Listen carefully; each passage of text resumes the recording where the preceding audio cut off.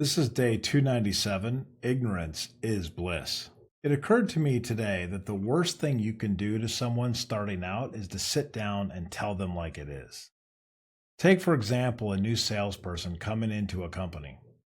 Your temptation might be to tell them the reality of the situation and what is and is not working, what they should try and what they should steer clear of. I'm guilty of this.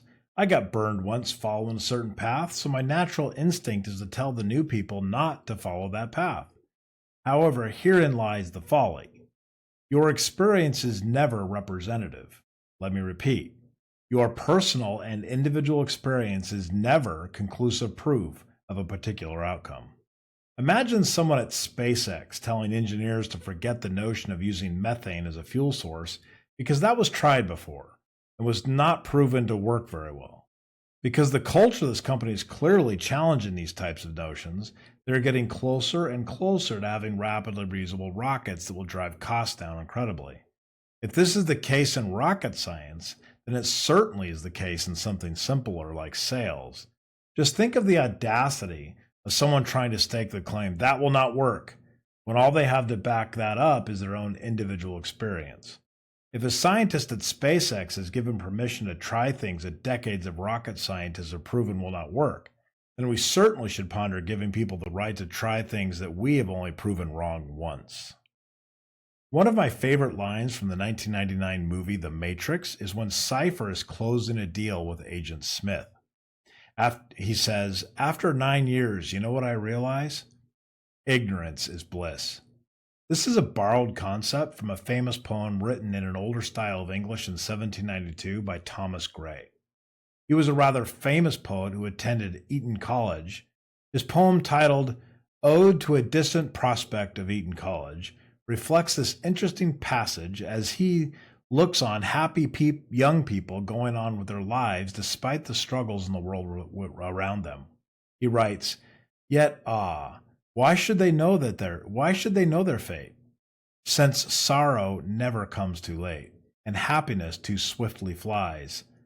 Thought would destroy their paradise. No more, where ignorance is bliss.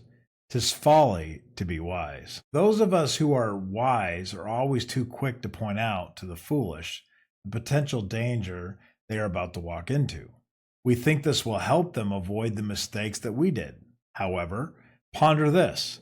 Perhaps learning from these mistakes is necessary, or perhaps they will not make the mistake that you did, and they will discover or find something that you did not. You think that you are helping progress, but you could be hindering it. Look back at our new salesperson example. A salesperson comes to you with stars in their eyes and proclaims with passion and excitement that they are going to pursue this large company. You roll your eyes. Everyone has tried that, so do not waste your time. Yet the salesperson ignores you, tries anyway, succeeds, and is now representing the company's largest customer. I have seen this play out too many times to ignore the fact that sometimes the person with more, yet limited experience is wrong to stop the inexperienced from trying anyway. I like the classic children's story from Norton Juster in 1961. He writes about a young boy named Milo. He is always bored and finds everything to be a waste of time. One day he discovers a mysterious toll booth in his room with a map and a book of rules. He finds out that he can travel to a fantastic world and then has many adventures. In one of the adventures, Milo meets a math magician in a world where numbers are really significant. The quote is as follows and is a reflection of the number of possibilities in life. "So many things are possible, just as long as you don't know they're impossible." My wife and I were having a conversation a few months back. Our kids are now on the speech and debate team in college.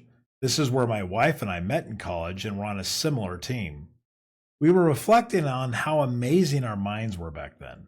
We could tackle these incredible topics that we knew so little about and then argue about them in an impromptu forum. What changed? Sure, we got older, but you would think that with all of our experience now, we'd be better at this. However, we realized that we just could not get ready for and head out to a debate tournament and compete at this level in our current state of affairs. We came to the conclusion that we just simply know too much. We have more fear now, more trepidation. We understand how erroneous our assumptions are.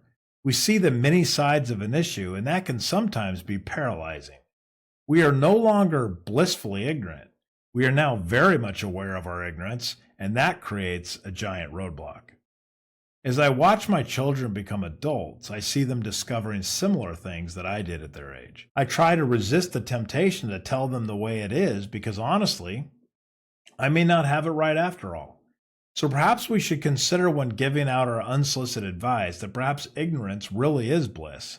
We just might be disrupting the next great salesperson, rocket scientist, or even poet.